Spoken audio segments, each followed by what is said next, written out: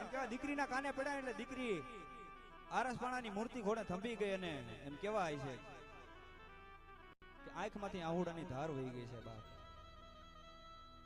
આંખમાંથી આહુડાની ધાર વહી ગઈ અને દીકરી મોઢામાંથી એટલું જ શબ્દ બોલી, કાકા, હે કાકા, મારા માવતર કોઈ ખેતી કામે મજૂરીએ નથી ગયા બાપ. હે મારા માવતર તો જેઠાના ગામે ત્રે હોયા ગયા છે કાકા.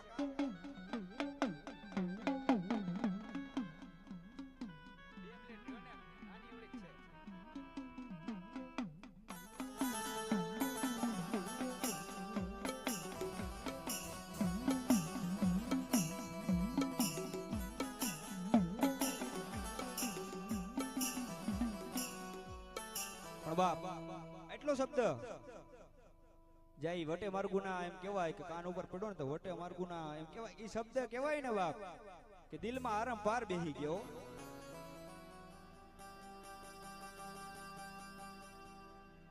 એમ કહેવાય કે એ શબ્દ જ્યાં વટે માર્ગુના કાને પડ્યા ને એમ કહેવાય કે રડતા હૃદય ત્યાંથી વટે માર્ગુ નીકળી ગયો હો બાપ. અને દીકરી એમ કહેવાય કે પોતાના ઘરે આવી અને વાત ટૂંકમાં લઈ લો, વાત બહુ લાંબી છે, સમય થોડો છે.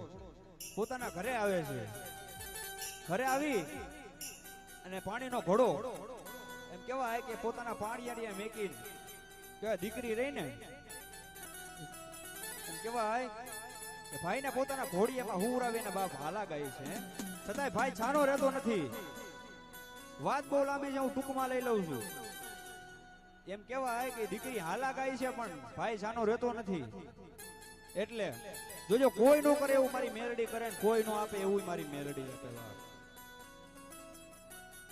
જા દીકરી હાલા ગાય છે ભાઈ રોતો છાનો રહેતો નથી.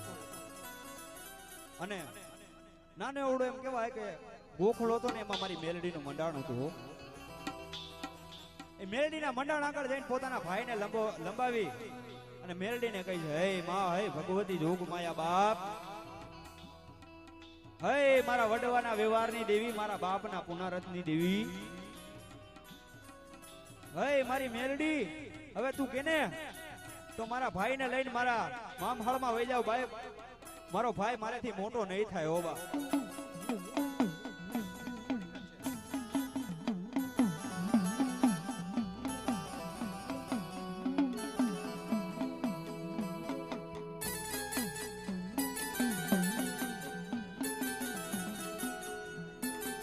બાપ એમ કહેવાય કે આટલો શબ્દ દીકરીનો એમ કહેવાય કે મેરડીના કાને પડતા ભગવતી જોગ માયા મારી મેરડી